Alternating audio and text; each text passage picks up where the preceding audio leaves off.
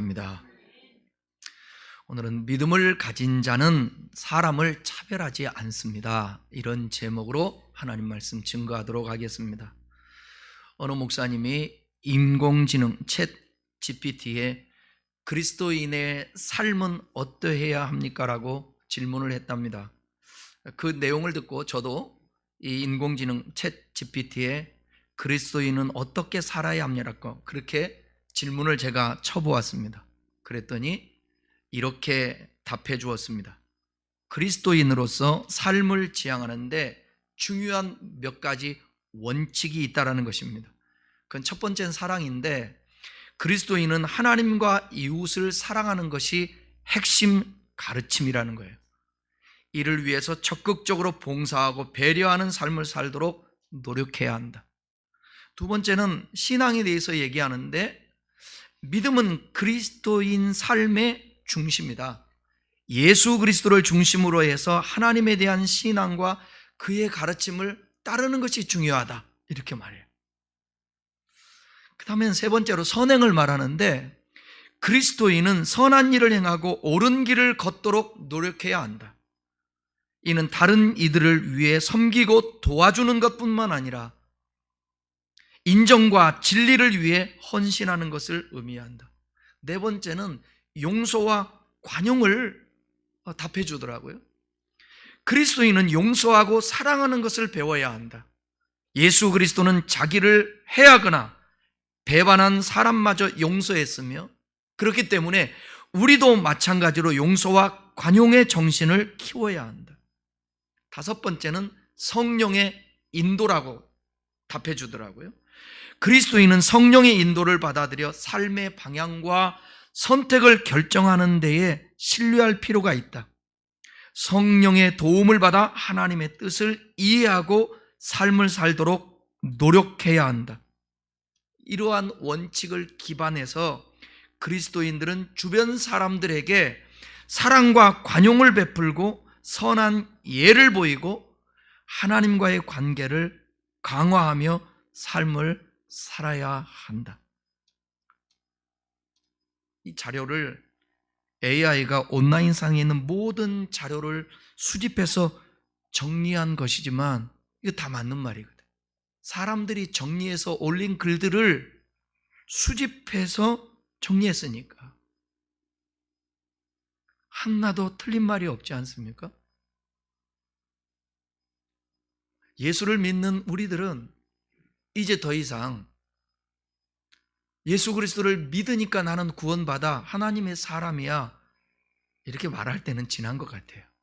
정말 우리의 삶을 통하여서 그리스도인답게 성경 말씀을 붙들고 씨름하며 그 말씀을 아는 만큼이라도, 들은 만큼이라도 실천하며 살아가는 거예요.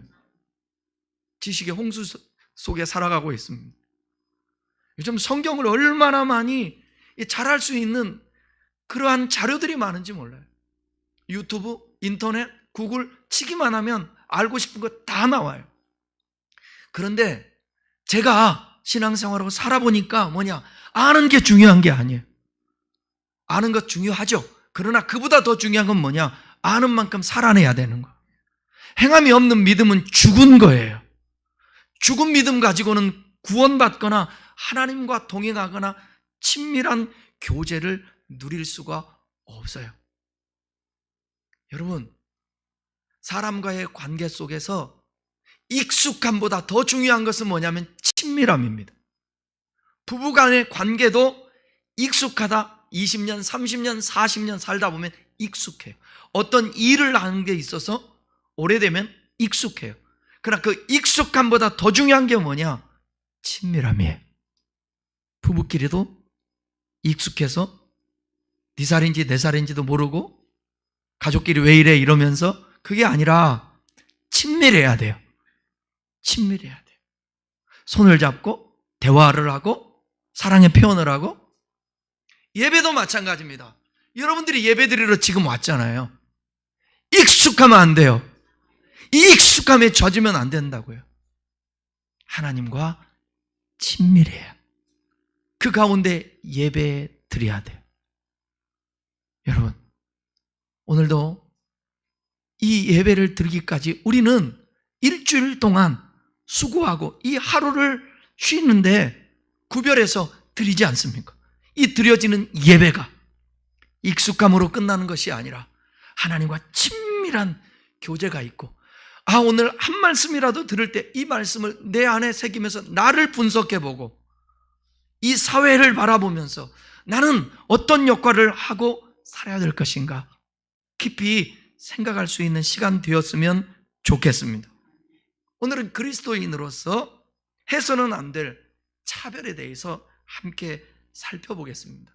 이 차별이라는 것은 둘 이상의 대상의 특정 기준에 따라서 우월을 따져 구별하는 행위, 종교라든지 장애라든지 나이라든지 신분이라든지 학력, 성별, 성적 취향, 인종, 생김새, 국적, 나이, 출신, 사상 등의 이유로 특정한 사람을 우대하거나 배제 또는 불리하게 대우하는 정치적이고 사회적, 경제적으로 평등권을 빼앗고 평등권을 침해하는 행위를 차별이라고 말합니다. 요즘 전 세계적으로 인권을 중요시 여기잖아요. 차별에 대한 관심이 많아지고 있습니다. 우리나라도 차별금지법이라든지 젠더 문제 등 많은 갈등들이 일어나고 있습니다. 인도의 정신적인 지주자 누구죠? 간디가 젊었을 때 영국으로 유학을 갔습니다. 온갖 차별과 편견과 냉대에 시달리면서 어려운 유학 생활을 했습니다. 그러다가 우연히 성경책을 발견하게 됐고 성경책을 읽기 시작했는데, 성경을 읽다가 간디는 엄청난 것을 깨닫고 소위 우리가 얘기하는 은혜를 받았어요. 감동을 받았습니다. 특히 예수님께서 말씀하신 산상수훈의 말씀은 마태복음 5장에 나오죠. 이후에 그에게 감명을 주었습니다. 성경을 읽은 간디는 하나님을 위해서 내 평생 내 삶을 바치겠다고 결심을 했습니다. 그리고 교회 문을 두드렸습니다. 그 당시에는 인도가 영국의 식민지에 지나지 않는 미개 나라였잖아요. 그러니까 인종차별이 심한 때였기 때문에 그의 결심은 빛을 볼 수가 없었습니다. 왜냐하면 번번이 교회에 찾아갔더니 교회에서 쫓아내는 거예요. 말이 됩니까? 교회에서 쫓아내는 거예요. 그 사람들 예수 믿었을까요? 본인들은 믿는다고 얘기했겠죠. 그런데 어떻게 성경에 기록된 누구도 차별하지 않고 누구도 유대인이나 헬라인이나 그리스도 예수 안에서 다 복음을 받아들일 수 있는 그 사람들인데, 말씀하고 있는데 어떻게 인종을 차별하며 교회에서 쫓아냅니까? 간디는 여러 번 교회를 찾아다녔습니다. 예수를 잘 믿을 수 있도록 도와달라고 청원했는데 거절을 당했습니다. 교회당에 들어가지도 못했습니다. 쫓겨나기 일쑤였지. 간디가 교회에서 쫓겨나면서 그가 했던 마지막 너무나도 유명한 말이 있습니다. 나는 예수 그리스도는 존경하지만 그리스도인은 경멸한다. 교회는 경멸한다. 혹시 가난한 성도들이 혹시 교회를 나오지 않고 예수님을 믿는 사람들 중에 이 간디 같은 고백을 하지 않을까요? 교회에 대한 실망, 예수 믿는다고 하면서 오늘 전혀 그리스도인다운 삶을 살지 않는 그 모습을 보면서 그는 결국 기독교에 대한 신앙을 버리고 교회를 떠나버렸어요. 인도로 돌아온 그는 10여 개 인구의 인도를 움직이는 위대한 지도자가 되었습니다. 만약 그때 교회가 간디의 간절한 소망을 외면하지 않았다면 인도의 역사는 전혀 달라질지 모르겠습니다. 간디가 기독교의 영향을 인도에 끼칠 수 있었기 때문에 이 엄청난 얼마나 잘못입니까? 오늘 본문은 사람을 차별하는 것에 대한 말씀입니다. 차별은 다시 또 설명해 보면 사람을 진정한 가치로 대하지 않고, 다시 말하면 그의 인격이나 존엄에 따라 대하지 않고 외적 조건에 따라 그가 가진 소유나 지위 그리고 출신이나 외모 등에 따라 대하는 것을 의미합니다. 저도 저도 그렇게 젊었을 때, 알지 못했을 때 예수를 믿는다고 뜨겁고 성령 충만을 간구하면서도 그렇게 차별하며 살았던 것 같아요. 본문 1절 한번 다 같이 읽어보겠습니다. 내 형제들아, 영광의 주 곧 우리 주 예수 그리스도에 대한 믿음을 너희가 가졌으니 사람을 차별하여 대하지 말라. 여기 보니까 믿음을 가졌으니 사람을 차별하지 말라는 거예요. 믿음을 가졌다. 야고보 사도는 박해로 인하여 흩어져서 신앙생활하고 있는 성도들에게 박해 속에서도 회당에 모여 예배드리는 것이 귀하지만 삶으로 그리스도인임을 증명해야 한다라고 말하고 있는 것입니다. 저는 이 야고보서 강의한 적도 있지만 야고보서 강의하고 성경을 보면서 마음이 참 답답한 게 그것이었어요. 아니, 신앙을 위해서 핍박 때문에 흩어져서 신앙 지키려고 회당에 모여 예배를 드리고 그 다음에 성경을 가르치고 배우는 그 공동체에서 차별이 있었다는 거예요. 본문에서 예수 그리스도를 믿는 사람들은 차별하여 사람을 대하지 말라고 했는데 믿음을 가졌다라는 말에 주목해야 합니다. 어떻게 믿음을 갖게 됐나요? 예수 그리스도를 믿음으로. 예수 그리스도는 모든 사람을 위해 구속사역을 담당했습니다. 즉 그분의 희생은 유대인이나 부자나 고위 관리들만을 위한 것이 아니라 이방인이나 가난한 자들이나 소외된 계층들을 포함한 모든 사람을 위한 것입니다. 그런데 그 예수님을 믿는 자가 사람을 외적 조건으로 평가하고 대우해서 되겠는가 하는 것이 이 야고보의 말씀입니다. 여러분, 야고보서를 읽다 보게 되면 야고보가 단락단락 말씀을 이어갈 때에 제가 설교 준비하면서는 이번에는 세보지 않았는데 제 기억으로는 제가 전에 씌워봤을 때 18번인가 나온 것 같아요. 형제들아, 형제들아. 예수 믿는 사람들은 형제입니다. 형제끼리 차별하면 돼요, 안 돼요? 안 돼요. 저는 성경에서 제일 그래도 좋아하는, 우리 인간관계 속에서 좋아하는 단어가 형제라는 아델포스 이 단어예요. 우리는 그리스도 예수 안에서 하나라고 얘기하고 있습니다. 한 형제요, 한 자매다. 바울은 높은 지위를 가지고 있었습니다. 신분이었습니다. 그런데 저 노예, 종 같은 그 사람에게 뭐라고 말하느냐? 형제라는 거야. 그러니까 저와 여러분들은 누구든 차별하거나 구별해서 대하면 안 되는 거예요. 모든 사람이 다 하나님의 형상을 닮은 존귀한 존재인 것입니다. 신분이 높을수록 사람들을 하대하거나 차별할 확률이 되게 커요. 왜? 높은 데 있으니까. 성경에는 형제라고 얘기했는데 그럼에도 불구하고 회당에서 차별이 일어납니다. 그 내용을 야고보서 2장 2절에서 3절에 이렇게 말하고 있습니다. 함께 읽겠습니다. 만일 너희 회당에 금가락지를 끼고 아름다운 옷을 입은 사람이 들어오고 또 남루한 옷을 입은 가난한 사람들이 들어올 때에 너희가 아름다운 옷을 입은 자를 눈여겨보고 말하되 여기 좋은 자리에 앉으소서 하고 또 가난한 자에게 말하되 너는 거기 서 있든지 내 발등상 아래 앉으라 하면, 말씀을 가르치고 예배하는 회당에서 차별을 하고 있는 것입니다. 여러분, 사회생활할 때 보게 되면 이런 일들 많지 않아요? 회식할 때도 그러고 회사에서 어떤 자리가 이게 교회까지도 들어오는 거죠. 교회까지도. 제가 유럽에 있는 성당들을 보니까 성당들의 자리가 구분이 되어 있어요. 앉는 사람들이. 그런데 개혁교회 베들레헴 교회라는 곳에 체코에 보니까 베들레헴 교회는 예배당이 성당에 비하면 너무나도 초라하죠. 지난번에 제가 이 사진 보여준 적이 있잖아요. 거기는 구별하거나 차별해서 앉는 의자들이 없어요. 다 평범하게 똑같이 앉아요. 쉽게 얘기하면 뭐냐면 교회에 장로님들과 영향력이 있는 사람은 자리를 따로 만들어서 앉힌다는 거예요. 금가락지 아름다운 옷 입고 들어오면 좋은 자리에 앉으라고 그래요.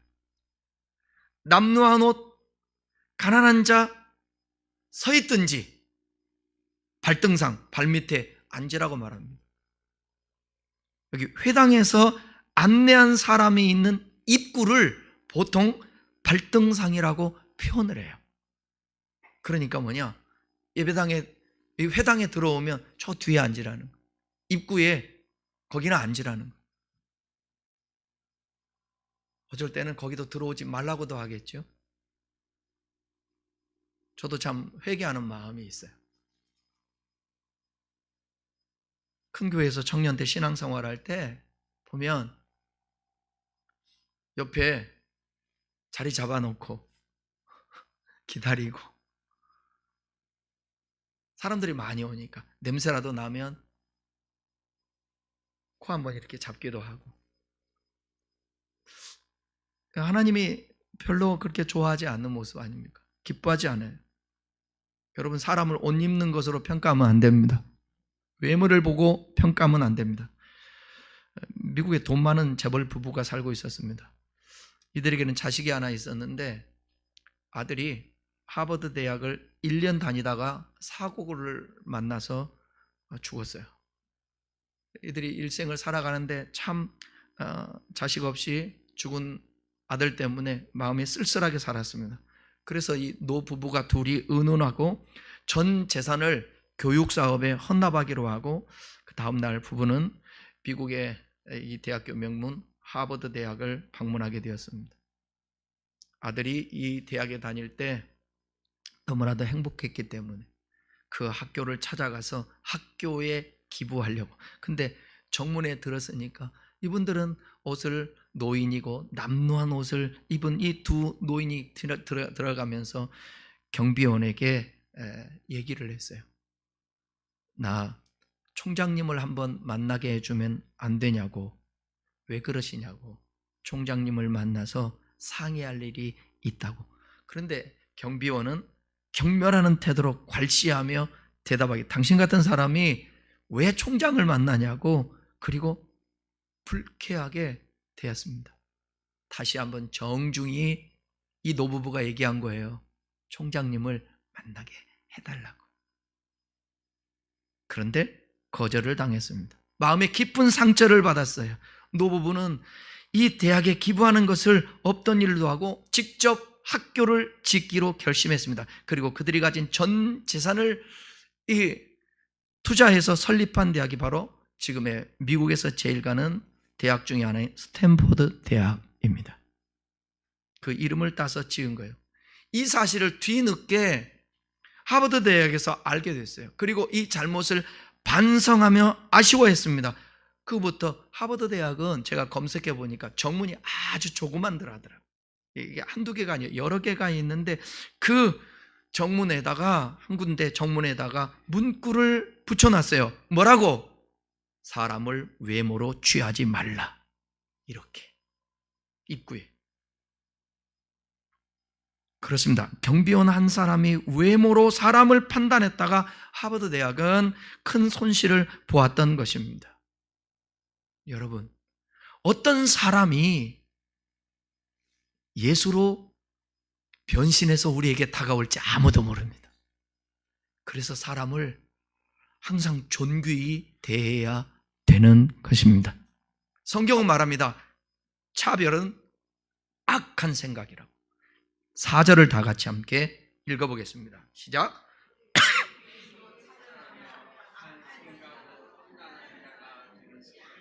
서로 차별하는 것은 악한 생각. 이건 반드시 심판을 받습니다. 너희끼리라는 거예요. 그리스도 안에서 형제가 된 형제끼리. 여기 차별이라는 이 단어가 야고보서 1장 6절에는 의심하다라는 단어와 같이 이 사용을 했는데, 거기서는 차별이라는 단어를 의심이라는 단어로 사용했는데 본문에서는 판단하다, 구별하다, 그런 뜻도 갖고 있습니다. 우리 살다 보면 여러 가지 차별이 있죠. 신분의 차별, 뭐 어쩔 수 없죠. 요즘 그랬다가는 큰일 나지만 참 다행이라고 생각해요.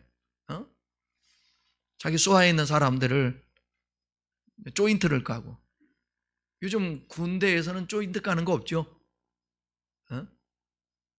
있나? 박혜성 병장님, 조인트 까는 거 있나요? 없다는 거예요. 다행이에요. 다행이에요. 군대에서. 요즘 군대에 그렇다는데 이것 좀 해주실래요? 하라가 아니라. 신분차별. 그리스도 예수 안에 있는 사람은 신분차별 없습니다. 없습니다. 남녀차별, 성차별. 요즘 이런 말 쓰면 안 됩니다. 남자가, 여자가, 이런 말. 남자가, 여자가. 나이차별, 나이차별. 요즘 꼰대라는 소리, 저도 이제는 꼰대 세대잖아요. 저도 그 소리 안 들으려고 부단히 노력 많이 합니다. 근데 젊은 사람들도 좀 어른들한테 꼰대라는 말 안 했으면 좋겠어요. 그냥 좀 받아주고 인정해주고, 젊은이들의 자유분방함도 나이 든 사람들이 이해하고 좀 받아주고, 제발 잔소리 많이 하지 말고. 그런데 우리 세대는 잔소리 세대예요. 어쩔 수 없어요. 어른들한테 바뀌라고 하지 말고 젊은 애들도 수용해 줬으면 좋겠고, 애들한테 바뀌라고 하지 말고 어른들도 좀 수용해 줬으면 좋겠어요. 젊은이도 수용하고 어른도 수용하고 그랬으면 좋겠어요. 우리나라 요즘도 내가 그런 소리 듣는 거예요. 이 나이 차별을 보면서 싸울 때 항상 하는 말 뭐라고 그러죠? 너 몇 살이냐고 그러죠. 애들 놀이터에서도 보게 되면 너 몇 학년이냐 그러고 너 몇 살이냐. 유일하게 우리나라만 그렇다고 그러던데. 인종차별, 종교차별, 이념차별. 우리나라 인종차별 심합니다. 독일에 가서 광부로, 또 간호사로, 사우디에 가서 노동자로 그렇게 살면서 힘들게 차별 당해봤는데, 차별 당해본 사람이 또 차별하면 안 되잖아요. 시집살이 해본 사람이 시집살이 시킨다는 거. 이거는 하나님의 말씀과 깊은 묵상이 아니고선 이겨낼 수가 없습니다. 외모를 차별하죠. 우리나라 외모 지상주의가 됐어요. 취직도 외모 보고 해요. 그래서 고등학교 졸업하고 아니면 또 대학 졸업하면서 취직하기 위해서 좀 부분 고칠 것은 또 고치잖아요. 소유, 가진 자 없는 자 서로 차별합니다. 이건 성경에서 말하고 있는 것과 전혀 반대의 삶인 것입니다. 그리스도인만이라도, 우리라도 그리스도를 옷 입고 우리도 이런 사실을 인지하면서 우리 변화되어서 모든 사람을 차별하지 않는 저와 여러분 됐으면 좋겠습니다. 하나님께서는 오히려 차별받는 자들을 택해서요, 믿음의 부요를 주십니다. 오히려. 자, 5절 6절 읽겠습니다. 내 사랑하는 형제들아 들을지어다. 하나님이 세상에서 가난한 자를 택하사 믿음에 부요하게 하시고 또 자기를 사랑하는 자들에게 약속하신 나라를 상속으로 받게 하지 아니하셨느냐. 너희는 도리어 가난한 자를 업신 여겼도다. 부자는 너희를 억압하며 법정으로 끌고 가지 아니하느니. 어떤 자들이 회당에 모여서 예배하고 성경을 가르치고 성경을 배우는 자들이 가난으로 차별받는 자를 향해서 야고보는 뭐라고 얘기하느냐? 오히려 그들이 하나님의 택함 받은 자다. 세상에서 가난한 자를 택했다라는 말은 잘못 이해하면요, 하나님은 부자와 가난한 자를 차별하신다고 생각할 수도 있습니다. 그 뜻이 아니죠. 세상의 눈으로 보기에 가난한 사람이라는 거예요. 세상의 가치 기준을 볼 때 가난한 자들은 틀림없이 초라하고 힘이 없습니다. 그러니까 무시를 당하는 거예요. 그런데 그렇게 삶을 살며 힘겨우니까 당시에 뭐냐? 심령이 가난해지는 것입니다. 심령이 가난하다 보니까 의지할 게 누구밖에 없는 거예요? 우리 주님밖에 없는 거예요. 주님을 찾는 것입니다. 그러다 보니까 하나님이 보실 때에 그들이 가난한 자 같으나 믿음이 있어 부유한 자라고 얘기하고 있는 것입니다.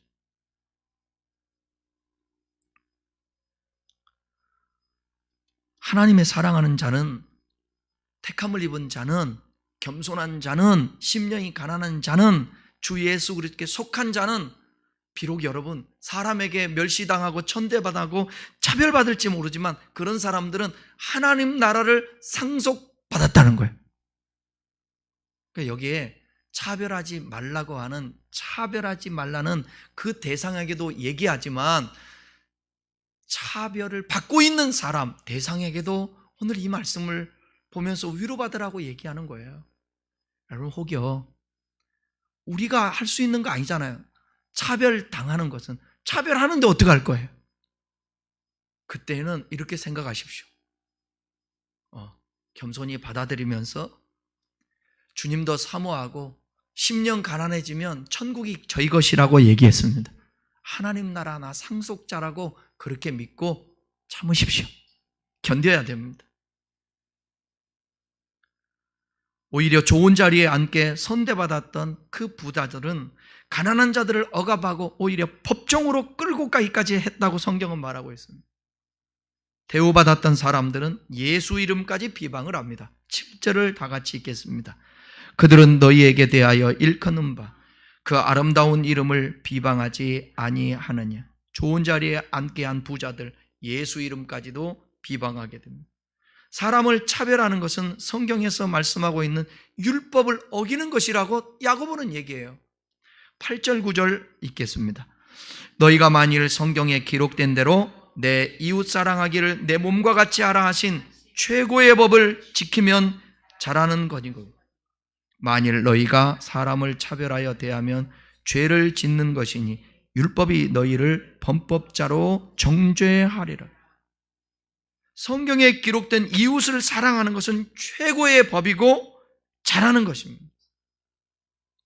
그러나 사람을 차별하는 것은 내 이웃을 사랑하라는 율법을 어기는 것이기 때문에 죄를 짓는 것입니다. 율법이 범법자로 정죄한다라는 것입니다. 저는 토양 자체가, 신앙의 토양 자체가 성령 충만을 강조하고 은사를 강조하고 그런 데서 신앙생활을 제가 했습니다. 그런데 성경을 보고 나면서 얼마나 그런 것들이 유치한지, 왜 그렇게 은사자들은, 왜 영적인 사람이라고 하는 사람들은, 영성이 있다고 한다는 사람들은 왜 반말을 해요? 툭툭 반말을 해요. 그리고 목소리를 깔아야 돼요. 그 목소리가 커요. 그리고 항상 기도해 준다고 그래요.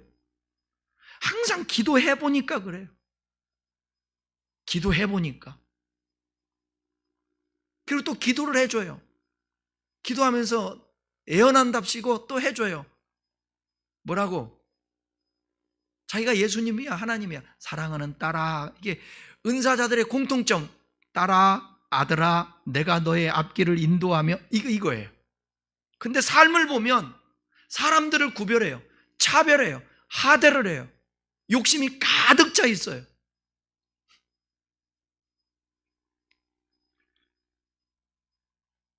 여러분, 우리 큰나무 교회인들은 이렇게 말하는 영적인 사람, 은사 있는 사람 안 돼도 되니까 내 이웃을 사랑하세요.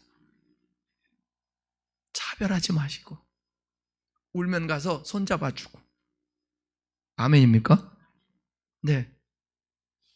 제가 이번에 유럽에 가서 목회를 했던 것 같아요. 목회를. 다 말할 수는 없지만 또 하나님이 저를 확인할 수 있는, 그래도 목사라, 모든 사람을 대할 때 그런 아비의 마음을 갖게 하신 그것에 대해서 내가 참 감사했고 내 신앙을 또 확인하게 됐어요. 제가 첫날 지났는데 이튿날 같이 갔던 사람 중에 하나가 입술이 터가지고 이렇게 다니더라고요. 이거 터가지고 이렇게 돼. 근데 제가 어때요? 그 다이소 거기 있잖아요. 거기서 3,000원인가 주고 입밥을 샀어요. 그 호주머니에다 넣고 가방에 넣어갖고 다녔는데 그 친구가 보이는 거야. 저 친구 오래 가면 안 되는데. 그래서 제가 꺼내서 그걸 주면서 그랬어요. 바르세요. 자기가 항상 갖고 다니는데 이번 못 갖고 왔다는 거예요.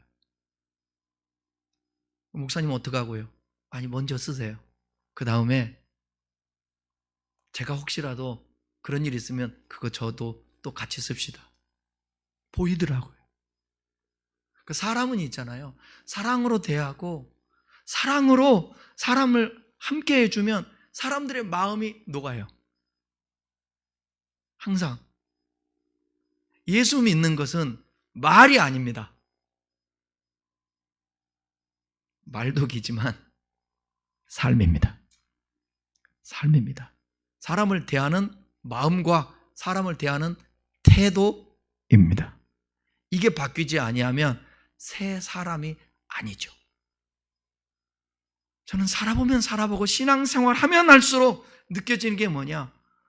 신앙은 손이고 신앙은 발걸음이고 신앙은 움직이는 것이다 라는 생각이 들더라고요. 우리 큰나무 교우 여러분들, 교회는 비록 적을 수도 있고 적은 공동체가 신앙생활하지만 여러분 분명한 사실은 뭐냐? 저나 여러분들이나 하나님의 말씀의 공동체로 그 말씀을 들었으면 적은 것에부터라도 하나씩 실천하며 사는 겁니다. 아멘이죠? 실천하며 사는 거예요. 사람을 차별하는 것은 다른 율법을 지켰어도 사랑하지 않았기 때문에 율법을 어긴 것이 된다라는 거예요. 10절, 11절을 읽겠습니다. 누구든지 온 율법을 지키라. 그 하나를 범하면 모두 범한 자가 되나니 간음하지 말라 하시니가 또한 살인하지 말라 하셨은즉 내가 비록 간음하지 아니하였어도 살인하면 율법을 범한 자가 되느니라. 아무리 많은 율법을 지켰다고 해도 한 가지만 범해도 죄를 범한 거예요. 10절의 말씀에 예를 들잖아요. 간음하지 않았어도 살인하면 율법 범한다고. 이처럼 차별하는 것도 죄를 지은 것입니다. 그런데 우리는 사람을 업신여기고 차별하는 것을 죄로 여기지 않는 경향이 있어요. 여러분 기억하십시오. 하나님은 차별하는 우리를 죄 없다 하지 않는다라는 것, 죄를 있다고 정죄하는 것입니다. 죄가 있으면 하늘문이 닫힙니다. 하늘문 닫히면 아무리 기도해도 구하는 기도가 응답되지 않습니다. 여러분 회당에 모여서 신앙생활하는 그들에게 다른 사람들이 믿음이 없다고 얘기했을까요? 아니에요. 여러분들이 저를 그래도 10년, 20년 같이 신앙생활 하면서 저를 지금 보실 때 믿음 없다고 말하진 않을 거 아니에요. 우리 목사님 그래도 믿음으로 살려고 해. 그럴 거 아닙니까? 그런데 제가 사람들을 나가서 차별한다, 교회에서 차별한다, 그러면 제 믿음은 가짜겠죠. 똑같이 할 수는 없습니다. 차별과 구별하는 것은 또 다른 것입니다, 여러분. 자유의 율법을 따라 심판을 받을 각오로 말도 행동도 해야 된다라고 말하고 있어요.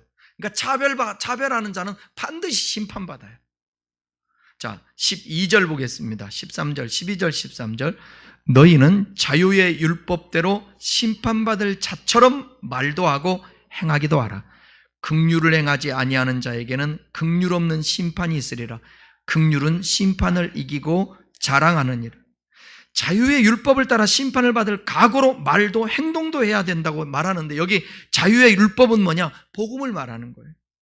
이 말은 참된 자유의 근원이신 예수 그리스도를 통하여 주어진 세 계명들을 말하는 것입니다. 그리스도의 복음을 자유의 율법이라고 한 이유는 복음이요, 사람을 정죄와 속박에서 은혜와 자유로 인도할 뿐만 아니라 그 사람을 사랑과 긍휼과 자비의 사람으로 바꿔놓는 것입니다. 그렇기 때문에 그런 은혜를 받고 믿음이 있고 하나님의 사람들이 만약 말하는 것이나 행동하는 것을 심판받을 자처럼, 내가 잘못하면 심판받을 거야, 이 생각을 하고 삶을 살아내야 된다는 것입니다. 자유케 하는 율법을 받은 성도들은 그리스도 안에서 자유함을 누려야 할 뿐만 아니라 우리에게 요구되어지는 사랑과 긍휼을 이웃에게 베풀어야 되는 거예요. 그 마음을 가진 사람은 절대로 차별하지 않습니다. 여러분, 살아가면서 삶의 현장에서 숙제 하나 내겠습니다. 여러분은 여러분의 위에 있는 분들에게 잘하는 것도 중요하지만 여러분 다 못한 사람, 낮은 사람, 앞가름을 잘 못하는 사람, 모르고 있는 사람, 내가 가르쳐줘야 될 사람, 내가 도와줘야 될 사람, 그 사람들을 품으십시오. 이게 예수 믿는 삶입니다. 어디를 가든지 먼저 가면 거기에 똑똑한 사람, 잘난 사람에게 붙으려고 하지 말고 좀 부족한 사람, 내가 챙겨야 될 사람, 그 사람에게 더 다가서십시오. 이게 예수 믿는 우리의 삶인 것입니다. 긍휼히 행하지 않는 자들은 긍휼 없는 심판을 받습니다. 긍휼 베푼 사람은 긍휼 베푼 대로 하나님 앞에 심판받지만, 사람을 차별하고 가난하고 남도한 옷을 입고 회당에 들어온 자들을 긍휼히 여기지 않는 사람은 긍휼 없게 그들이 심판과 판단을 받는 거예요. 결론입니다. 그리스도 안에서는 사람 위에 사람 없고 사람 밑에 사람 없습니다. 직위와 세상에서는 그럴 수도 있죠, 일의 역할에서. 그러나 인간 자체의 존엄, 하나님의 형상을 닮은 사람, 그렇게 보는 입장에서는 사람 위에 사람 없고 사람 밑에 사람 없습니다. 한번 따라하겠습니다. 사람 위에 사람 없고 사람 밑에 사람 없다. 모두가 존귀한 존재입니다. 형제입니다. 최고의 율법이며 세 계명인 이웃을 사랑할 때 차별을 극복할 수 있습니다. 또한 예수 그리스도를, 삼위일체 하나님을 우리 위에 모시고 살면 내 앞에 사람을 차별하지 않고 모두 다 동등한 사람으로 여기며 물질과 지위, 이런 것들을 발 아래 둘 수가 있습니다. 근데 이게 역전이 되면 여러분, 지위 있는 사람을 머리 위에 두어 보십시오. 그러면 사람을 동등하게 절대로 내 앞에 둘 수 없습니다. 물질을 내 머리 위에 두고 물질을 가장 소중하게 여기면서 살아내면, 그러면 사람을 내 앞에 동등하게 대할 수가 없습니다. 그렇기 때문에 물질도 지위도 세상 모든 것들이 내 머리 위에 있으면 안 되고 오직 주님만이 내 머리 위에 있어야 하는 것입니다. 그렇지 않으면 명예와 물질을 우리 머리에 두게 되게 되면 사람을 수단으로 여기게 되어 있습니다. 그 수단으로 여기면 사람을 무시하게 되어 있는 거죠. 그러면 당연히 차별은 당연하게 되는 것입니다. 그렇기 때문에 항상 하나님을 우리 위에 모시고 모든 사람을 죽게 대하듯, 골로새의 말씀처럼 죽게 대하듯 하는 저와 여러분이 삶이 되었으면 좋겠습니다. 한 주일 동안 또 오래 살아내면서 여러분 앞에 모든 사람을 존귀히 여기는 우리 큰나무 교우 될 수 있기를 주님의 이름으로 축원합니다. 기도하겠습니다.